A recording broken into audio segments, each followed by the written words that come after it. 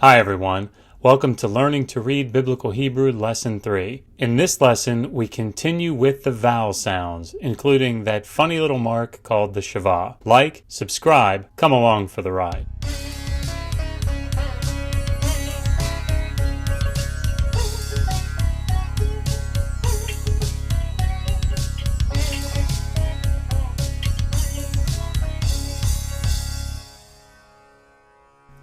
Welcome back to Learn to Read Biblical Hebrew. This is Lesson 3, Other Funny Vowels.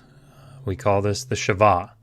Of course, we are using Alan Ross's Introducing Biblical Hebrew, Baker Academic, 2001. So, let's get started. Today we're going to look at what is a Sheva. We'll look at the difference between vocal and silent Shevas, compound Shevas, and finally, we'll look at attached prepositions, or what Ross calls inseparable prepositions.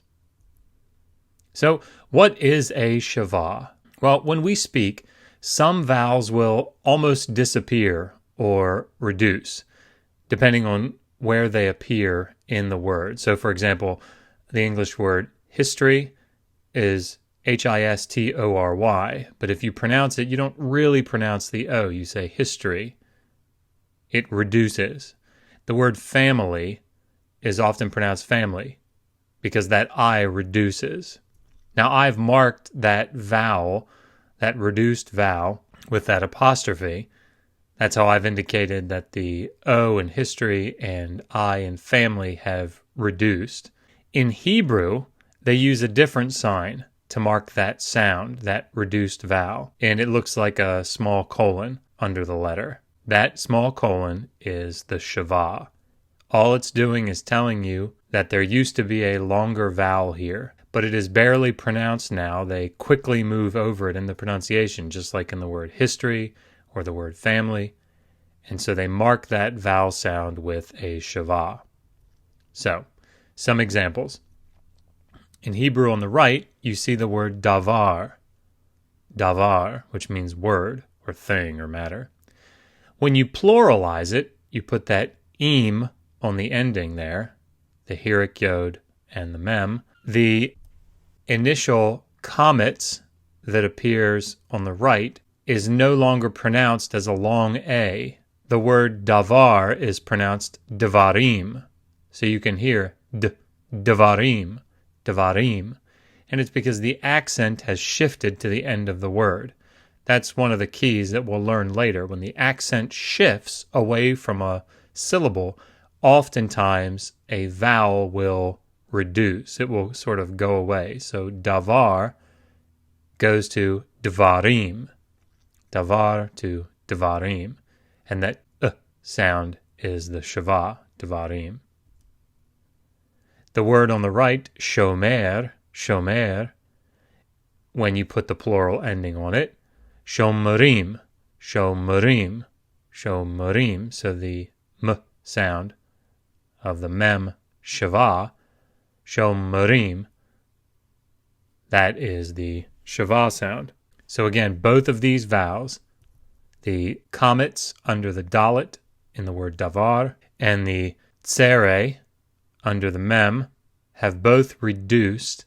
Their vowel sounds have almost disappeared because the accent has shifted away from them. Instead of davar, you have devarim. Instead of shomer, you have shomerim. This is very common in Hebrew. These are vocal Shevas. These are Shevas that are representing originally long vowel sounds that have reduced because of pronunciation, because the accent has shifted away from them. However, there are two types of Shevas. There are vocal Shevas, Shevas that are pronounced, and then there are silent Shevas, Shevas that are not pronounced. A vocal Sheva is one that is pronounced. It is the result of a reduced vowel, the ones that we've just seen. However, a silent Sheva is simply used to show the end of a closed syllable. So if you remember, an open syllable is one that begins with a consonant and ends with a vowel. It's a consonant-vowel syllable.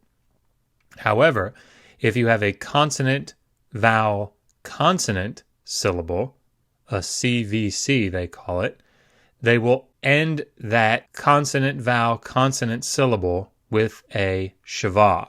And that Sheva is just there to tell you that that's the end of a closed syllable. So in our word devarim, that is a vocal Sheva. It is pronounced devarim. It has come from an originally long A that has been reduced because we've shifted the accent away from it by putting the ending im on. So instead of saying davar, you say devarim. However, in this word, malka, the Sheva here comes at the end of a CVC syllable. So the mem, then the patach, or the pathak, and the lamed, that's a CVC syllable. So the Sheva is simply there to mark that that's the end of a CVC syllable. So we don't say malaka, we say mal, ka, mal, ka.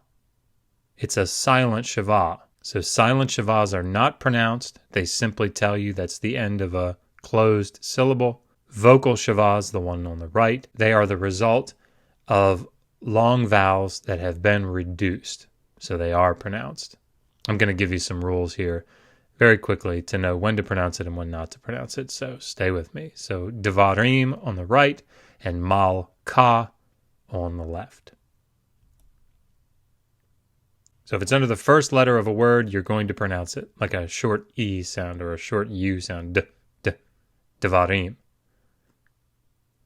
If it comes after a long vowel, you will pronounce it. It is a vocal Sheva. And finally, if it is the second of two Shevas that occur in a row, and I'll show you these in examples in the next slide. It will be a silent Sheva, one that is not pronounced, if it comes after a short vowel, if it comes at the end of a word, or if it is the first of two Shevas in a row. Let's take a look at these. So if it begins a word, the word devarim, you see there the little colon underneath the dalet, devarim, it begins the word, so you pronounce it. And the reason is that it's a vowel sound that has to be there. If it comes after a long vowel, so that cholam that comes after the sheen, sho, that's a long vowel, shomerim. So you pronounce that Sheva. It is a vocal Sheva. So if it comes at the beginning of a word, if it follows a long vowel, and then finally, if it is the second of two Shevas. This is yish maru. The first Sheva follows a short vowel. It's closing that syllable, so you don't pronounce it. Yish. The second Sheva is the second in two consecutive Shevas, and so it is pronounced yish maru. However, if it follows a short vowel, it's going to be a silent Sheva. So mal, ka. Notice the patach, the pathak, is a short vowel. Mal, ka. So you don't pronounce it. It is a silent Sheva. It's simply closing that syllable. If it comes at the end of the word, lach. Notice it's at the end of the word. You don't say lacha. It's simply lach. So if it comes at the beginning of the word, it's vocal. If it comes at the end of a word, it is silent. And in our example with two Shevas in a row, the first one is silent, the second one is vocal. Yish maru. So if it's the first of two Shevas, it will be silent. Now, we've talked about vocal Shevas, we've talked about silent Shevas. Well, there are times when you have something called a compound Sheva. These occur under the guttural letters. So the guttural letters are Aleph, Ayin, Hey, and Chet. Vocal Shevas act differently under the guttural letters. They want to have more of a pronunciation. So, instead of writing a regular vocal Sheva, the little colon underneath of the letter, if it's a guttural letter, they will write what's called a compound Sheva, a combination of the Sheva and a short vowel. So you will either see ha, he, or ho. This compound Sheva with patach is a ha sound, ha. This with a segol is a he sound, he. So just like the short A and short E sounds. And this will always be the short O sound, ho, ho. If you remember that T-looking vowel, the comets, can either be short or long. Well, if it's ever in a compound Sheva, it's always short, ho. This will never be ha. It's always ho. These are compound Shevas. If they occur under a guttural letter, they will appear as a compound. If there are two Shevas written consecutively, like we saw in our example 🀭, and the second is a compound Sheva, meaning it's underneath of a guttural letter, the first Sheva will change to the short vowel of the compound Sheva. Let me just show you. If you have the preposition lamed, l,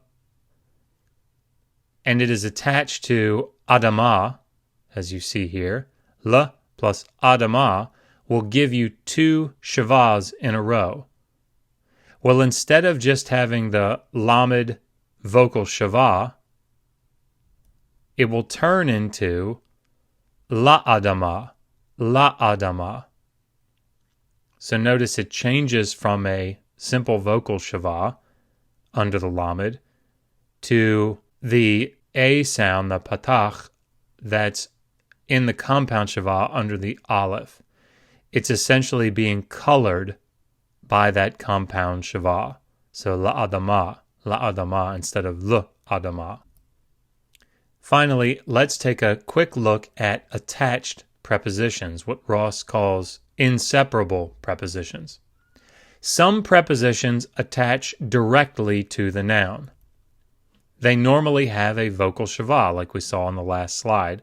Lamed is a preposition, it means two or four, and when it was attached to adama, it took a vocal Sheva. It's normally how it works.